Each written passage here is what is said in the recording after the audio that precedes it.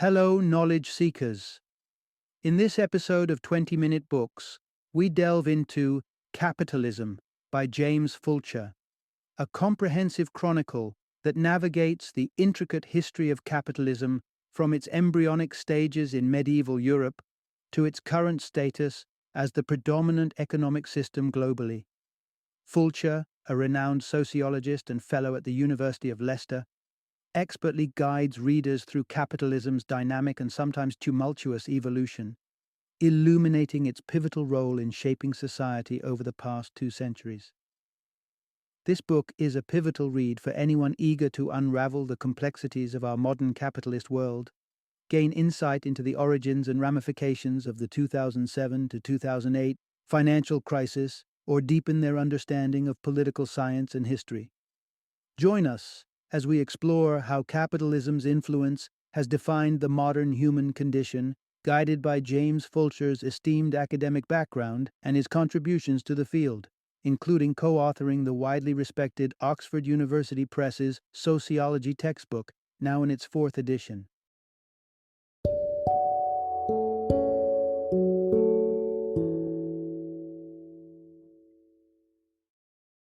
Capitalism, a very short introduction. Introduction. Unlocking the secrets of capitalism. Explore its origins, mechanics, and impact on the world. Capitalism, a term that echoes through the corridors of global economies, shaping societies, fortunes, and the very fabric of our modern existence. While many of us grasp the surface level of what capitalism means, its profound history, evolution, and the pivotal moments that led us to today's economic landscape often remain shrouded in mystery. Diving into the annals of time, we uncover that capitalism's roots stretch back over 200 years, a period marked by significant transformations and events that have collectively built the economic system we navigate within today. Delving deeper, we uncover intriguing narratives, such as how capitalism found fertile ground in England, and how its mechanisms played a critical role in the global financial crisis of 2007 to 2008. The journey of capitalism is not just a tale of economics, but a saga that intertwines with human endeavor, societal shifts, and the quest for progress.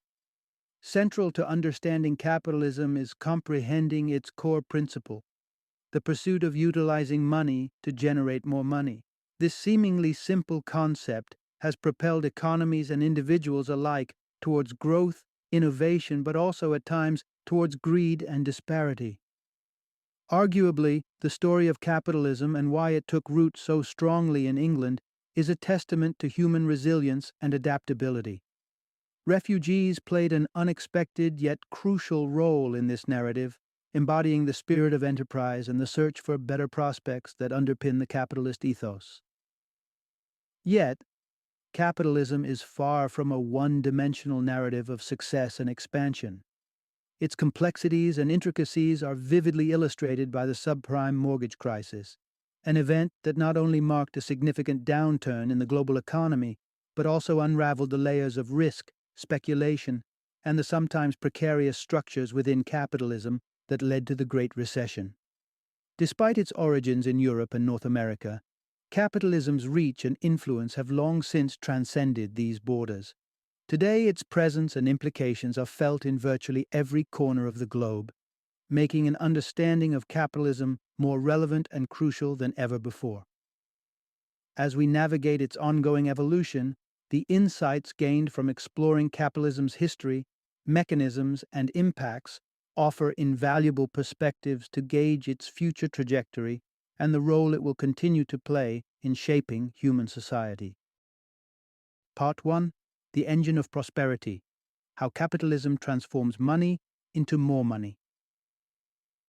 In the vast tapestry of global economic systems, capitalism stands out as a dominant force, shaping societies with its unique principles and mechanisms. Although there's not a one-size-fits-all model of capitalism, certain foundational elements unite its various forms, painting a picture of a dynamic and evolving system. At the heart of capitalism lies a simple yet powerful concept: the use of money to generate more money. This investment of resources, known as capital, propels the capitalist engine forward, driven by individuals, capitalists, who seek to expand their wealth through profit. Capital isn't limited to cash alone. It encompasses any asset that can be converted into profit, like a homeowner leveraging their property for income through sale, rental, or as collateral in financial transactions. Another pillar supporting the capitalist structure is wage labor, the symbiosis between capital assets, such as machinery, buildings, and materials, and human labor, which together facilitate the production of goods and services. In exchange for their contribution, workers are compensated with wages, a transaction that underscores the critical role of labor not only in production, but in the very cycle of capitalist consumption. This cycle is pivotal, for as workers earn wages, they also become consumers, purchasing goods and services they cannot produce independently. This cycle of earning and spending fuels demand within the capitalist market, ensuring a steady flow of employment and reinforcing the codependency of production and consumption. The marketplace serves as the arena where this intricate dance of capitalism unfolds. Far removed from the self-sufficient economies of the past, today's capitalist markets are vibrant ecosystems where virtually anything can be produced, bought, and sold, given there's a demand. These markets have evolved beyond traditional bazaars and stores, embracing the digital world where transactions occur with the click of a button. Underpinning these interactions in the capitalist market is the principle of competition. The quest for profit drives capitalists to continuously seek advantages over their rivals, often through strategies aimed at reducing costs. This can involve cutting wages or investing in innovation to create more efficient, labor-saving technologies. By lowering production costs, capitalists can offer their products at competitive prices, thereby attracting more customers and securing greater profits. Such competition not only fuels economic growth but also fosters a cycle of innovation and efficiency within the capitalist system, illustrating how the pursuit of profit shapes the very nature of production, consumption, and progress in our world. Part 2. The Dawn of Capitalism, tracing its earliest roots in medieval Europe. Capitalism as we know it today, with its intricate mechanisms of industry and exchange, may have taken its modern form in the bustling factories of 19th century England. Yet, its seeds were planted far earlier in the soil of medieval Europe, a place of profound social and economic shifts. The origins of capitalism are elusive, with no singular event marking its birth. However, a crucial element in the rise of capitalism was the unique structure of European society, notably different from the centralized powers seen in the Roman Empire or China's imperial dynasties. Medieval Europe was a mosaic of competing states and realms, an environment that paradoxically nurtured the growth of capitalist practices, particularly through the lens of feudalism and the continent's multi-state fabric. Feudalism, with its system of lords and vassals, inadvertently laid the groundwork for market development and wage labor, two fundamental pillars of capitalism. Unlike slaves, who had no autonomy, or peasants in self-sufficient economies who produced only for their consumption, feudal subjects were required to generate a surplus for their lords. This setup, which encouraged the accumulation of surplus goods that could be exchanged, made the transition to a capitalist economy smoother, as surpluses could now be converted into capital and peasants into wage laborers. Moreover, Europe's fragmented governance played a pivotal role in fostering capitalism. The continent's patchwork of states and territories created a vibrant landscape where entrepreneurs and merchants could seek out the most favorable conditions for their ventures. This mobility was instrumental, especially during the turbulent 16th century when the Counter-Reformation spurred a significant movement of refugees across Europe.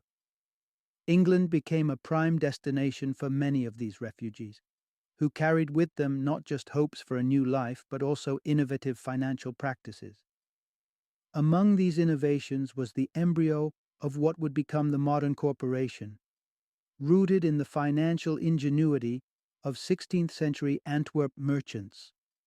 Their approach to spreading investment risk among a broad base of investors, laid a foundation for capital accumulation that would prove essential to capitalism's rise. Meanwhile, England was witnessing its own pre-capitalist developments. The 16th century saw significant growth in large-scale ventures, such as coal mining, alongside a boom in the small-scale production of textiles and household goods. This surge in economic activity bolstered the spread of wage labor and the consumption of goods in competitive markets, signs that capitalism was beginning to take hold. These historical currents, from the flexibility afforded by feudal arrangements to the innovations brought by refugees and the burgeoning of wage labor, converged, creating a fertile environment for capitalism to flourish in England. By the 19th century, these threads had woven together into the fabric of modern industrial capitalism, a system that would come to dominate and define the global economy. Part 3. From Anarchy to Order: The Evolution of Industrial Capitalism. The story of the Industrial Revolution, taught to us since our school days, highlights a period of unparalleled technological advancement that shaped the modern world. Central to this narrative is the birth and evolution of industrial capitalism, which, starting in England, transformed societies at an unprecedented pace. At its inception during the frenzy of the Industrial Revolution, industrial capitalism was marked by a sense of anarchy. The explosive growth in production and consumption outpaced any attempts at regulation by the state. Similarly, organized labor struggled to establish a unified front against the capitalist managers and owners who were amassing wealth at a rapid rate. This early phase is characterized by minimal state interference, allowing the capitalist class to pursue profit maximization and entrepreneurial expansion with few hindrances. This initial lack of regulation dovetailed with the burgeoning philosophy of liberalism, which championed the freedom of individuals and markets as fundamental to liberty. Amidst this backdrop, cities expanded, factories arose, and the infrastructure of modern life, including roads and railways, was laid down at a dizzying rate. However, the absence of regulation soon spawned significant challenges. The stark inequality and exploitation faced by wage laborers led to increasing social unrest, including riots, strikes, and even acts of sabotage such as machine breaking. These events underscored the dark side of unbridled capitalism and its impact on the human spirit. As the 19th century progressed, a shift began to emerge. Faced with escalating public disorder and a more vocal and organized labor movement, the state began to intervene. This marked a pivot from anarchic to a more managed form of industrial capitalism. Central to this shift was the rising awareness of class identity, leading to the establishment of mass workers' parties, a more equitable balance between labor unions and employers, and significant state intervention in the economy. A notable milestone in this evolution was the expansion of voting rights to all men in 1867, empowering laborers and providing them with a means to influence their work and living conditions.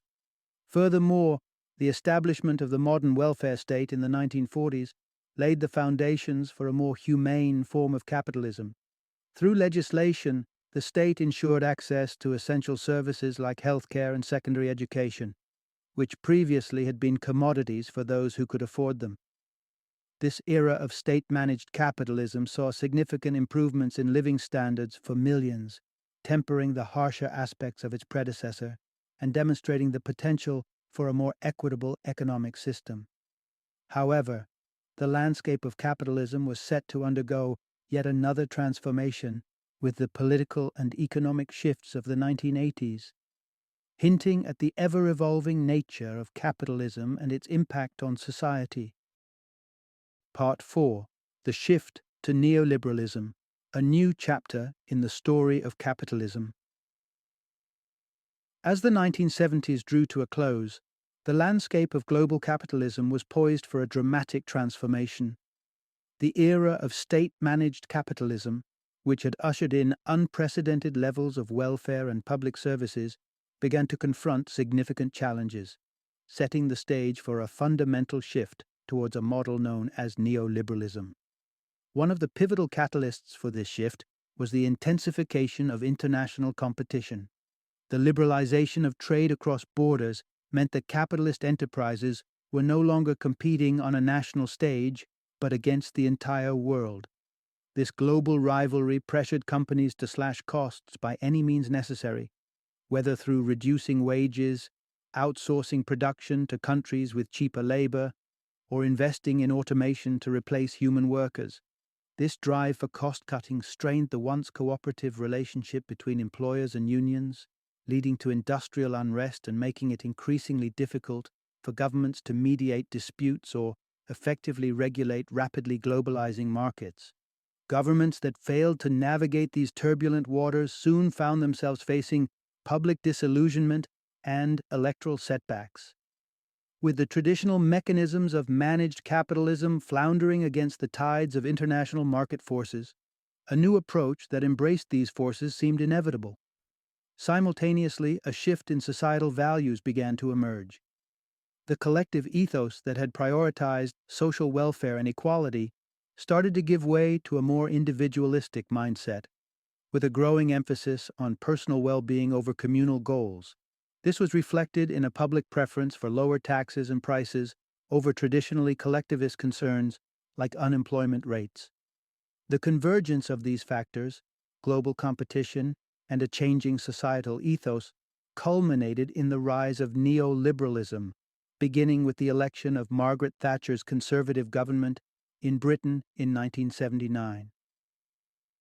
Neoliberalism marked a return to a more laissez-faire capitalism, reminiscent of its early anarchic days, but adapted for a contemporary global context. Under Thatcher, the pillars of managed capitalism were methodically dismantled.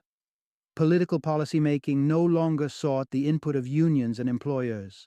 Union activities were severely curtailed, and any resistance met with punitive measures. A sweeping program of privatization transferred ownership of state-run enterprises into private hands, fundamentally altering the British economic landscape. By the early 1990s, the neoliberal agenda had successfully privatized a significant portion of Britain's public sector, reshaping the political terrain to such an extent that even the Labour Party, traditionally a bastion of social democracy, adopted many of its precepts. The Labour governments of the late 1990s and early 2000s, led by Tony Blair, continued on the path of remarketization, notably in the healthcare sector, by introducing private financing for hospital construction and moving hospitals towards a more corporate model. The ascendance of neoliberal capitalism has brought with it increased consumer choice and a celebration of individual freedom. Yet, this transformation has not been without its costs. The weakening of unions and the privatization of public housing have eroded job security and made access to affordable housing more vulnerable to the vicissitudes of market forces, highlighting the ongoing tensions and trade-offs at the heart of capitalism's latest chapter. Part 5. The Global Ripple: How Neoliberalism Reshaped Capitalism in Sweden and the US. As the winds of change ushered in the era of neoliberalism in the United Kingdom, similar forces were at work across the globe, leading to a widespread transformation of capitalist systems. Despite displaying differences in their approaches and outcomes, the effects of capitalism's remarketization, under the banner of neoliberalism, had pronounced impacts both in Sweden and the United States, illustrating the pervasive nature of these ideological shifts. In Sweden, a country long celebrated for its extensive welfare state and harmonious labor-employer relations under the governance of the Social Democratic Party, the tide began to turn in the 1970s. Faced with the dual challenges of increasing international competition and a rising individualist ideology, Sweden found its highly managed capitalist system under strain. The resultant industrial conflicts and erosion of egalitarian collectivism that had supported its comprehensive welfare programs and high taxation signaled a readiness for change.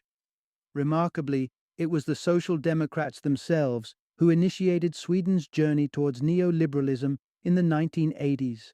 Confronted with the untenability of maintaining expansive welfare programs amidst global economic pressures, the government embarked on a path of deregulation, reduced taxation, and opened the door for private investment in public sectors.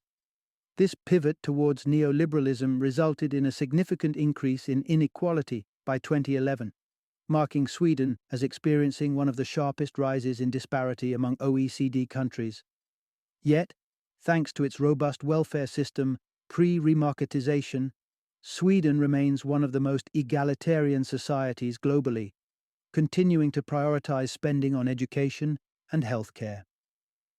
Across the Atlantic, the United States presented a different landscape. Even before the 1970s shift towards individualism, the American ethos celebrated the individual and entrepreneurial spirit encapsulated in the iconic American dream. However, America also experienced a phase of managed capitalism, notably following the upheavals of the Great Depression in the 1930s, with the establishment of comprehensive welfare programs through Franklin D. Roosevelt's New Deal and the empowerment of unions to foster class compromise. Like its counterparts in the UK and Sweden, however, this managed capitalism framework in the US began to unravel in the 1980s under Ronald Reagan's presidency. Initiatives such as expansive tax cuts, deregulation, and privatization of key industries marked the country's shift towards neoliberalism. The result was a dramatic escalation of income inequality to levels reminiscent of the 1920s, coupled with a shifting of manufacturing to cheaper labor markets abroad in a bid to remain globally competitive. Yet, perhaps the most profound consequence of America's neoliberal turn was the deregulation of its financial sector, a move that laid the groundwork for the global financial crisis that has continued to reverberate through international capitalism since 2007. This episode underscores the far-reaching and complex effects of neoliberal policies, not just within national borders but as a driver of global economic dynamics, highlighting both the transformative power and challenges of neoliberalism in reshaping the landscape of modern capitalism. Part 6. The 2007 to 2008 Financial Crisis, a stark outcome of neoliberal policies. The transformation into a neoliberal framework in major capitalist players, like the United Kingdom and the United States, had widespread repercussions, shaping the contemporary dynamics of global capitalism. This shift, coupled with increasing international competition and an aggressive agenda of deregulation, set the stage for the 2007 to 2008 global financial crisis and the devastating Great Recession that followed. Central to the unfolding of this financial cataclysm was the phenomenon of financialization of capital. This marked a significant shift in investment strategies, with capital increasingly channeled into high-stakes, high-reward financial instruments on the stock market, rather than the traditional capitalist model of investing in the production of goods and services. Financial contracts like futures, which allow investors to buy shares or commodities at their current price for a future date, epitomize this risky venture.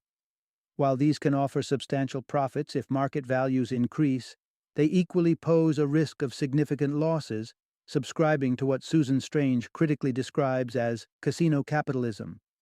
This era of speculative financial practices flourished under the banner of financial deregulation that had been aggressively pursued since the 1980s, allowing these complex financial instruments to be traded globally with minimal oversight. A direct offshoot of this financialization was an unprecedented growth in debt, setting a precarious foundation that would eventually crumble under its own weight. The American subprime mortgage crisis stands as the quintessential embodiment of this perilous expansion of credit. This crisis was underpinned by a housing bubble that, before its collapse, appeared to guarantee lucrative returns on investments in the housing sector. Fueled by the promise of substantial rewards, mortgage brokers aggressively extended loans to individuals with poor credit histories, who, under normal circumstances, would not qualify for such financial commitments. These subprime mortgages, characterized by their high risk to less creditworthy borrowers, were then repackaged by banks into complex financial products sold to larger institutions. The fallout began when housing prices started to tumble. leading to widespread defaults on mortgages and triggering a domino effect across the financial system. Among the cataclysmic events of the crisis was the bankruptcy of Lehman Brothers on September 15, 2008. The financial giant, having borrowed extensively to invest in the booming housing market, found itself unable to repay its debts, collapsing under a debt load 40 times its capital. This bankruptcy was not an isolated incident, but a trigger that sent shockwaves throughout the global economy, amplifying the vulnerabilities and imbalances nurtured by years of neoliberal policies and speculative financial practices. The 2007 to 2008 financial crisis stands as a somber testament to the consequences of neoliberalism's remarketization policies, revealing the inherent risks of an unbridled financial system and the cascading failures it can precipitate on a global scale. Part 7: Navigating the Aftermath. Future Lessons from the 2007 to 2008 Financial Crisis.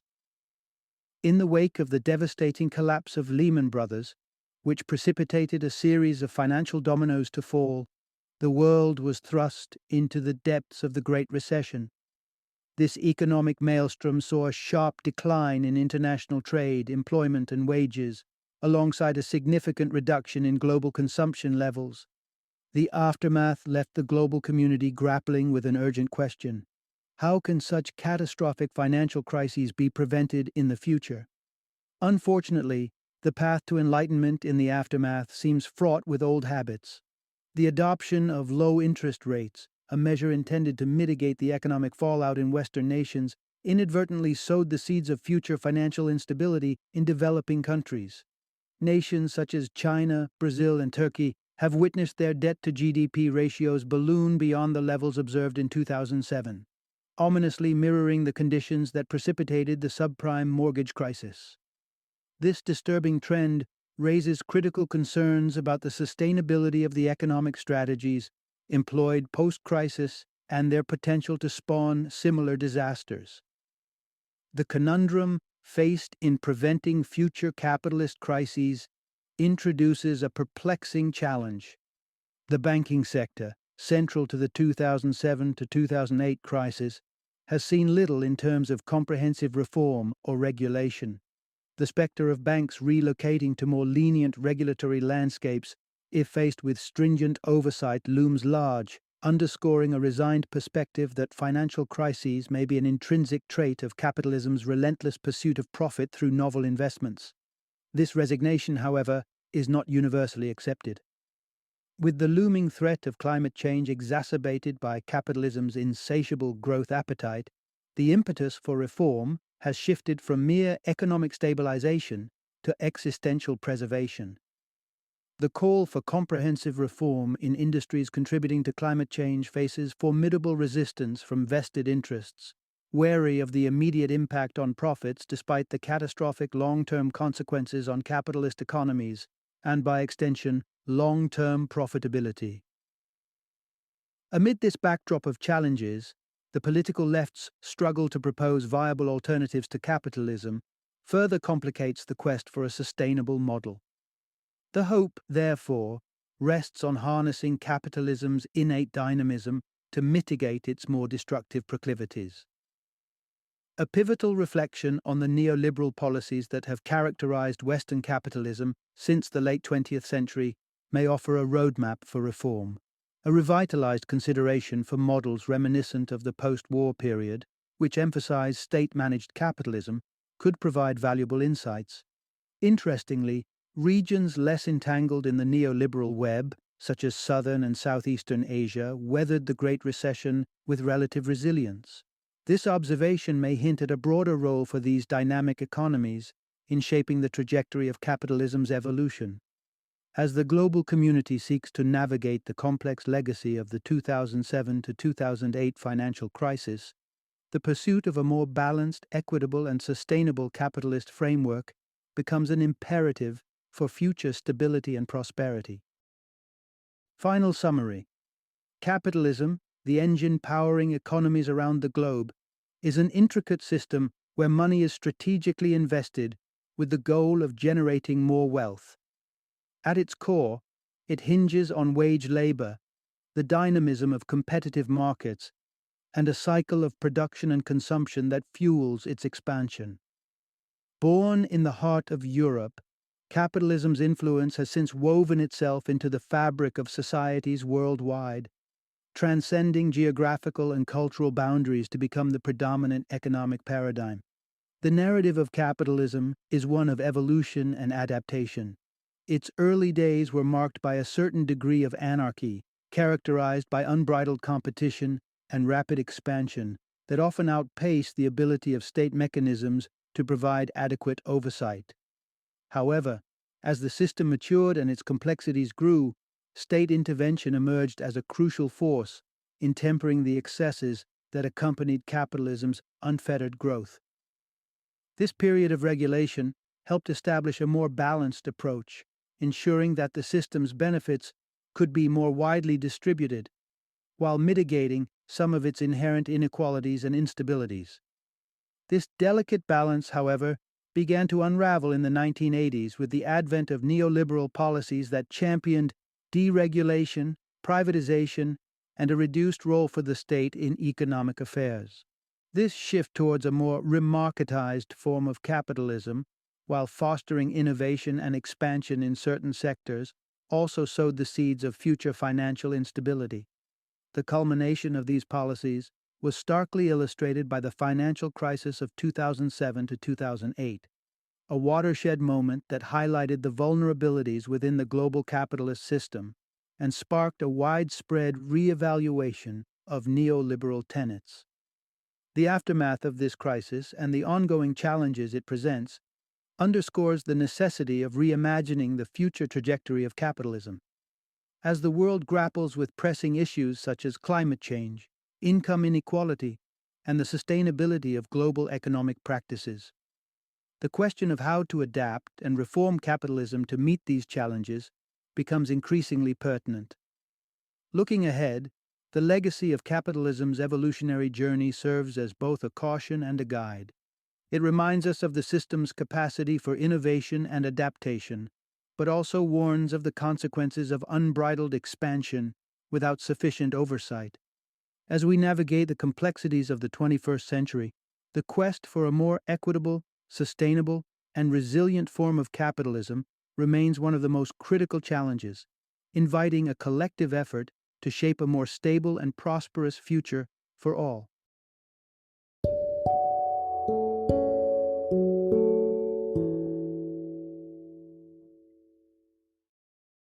Thank you for joining me today on this journey of learning and discovery as we explored the insights of another thought-provoking book in our growing library of knowledge. If you've enjoyed our time together, please take a moment to follow our podcast, give us a 5-star rating, and share 20-minute books with other knowledge seekers. Your support truly means a lot.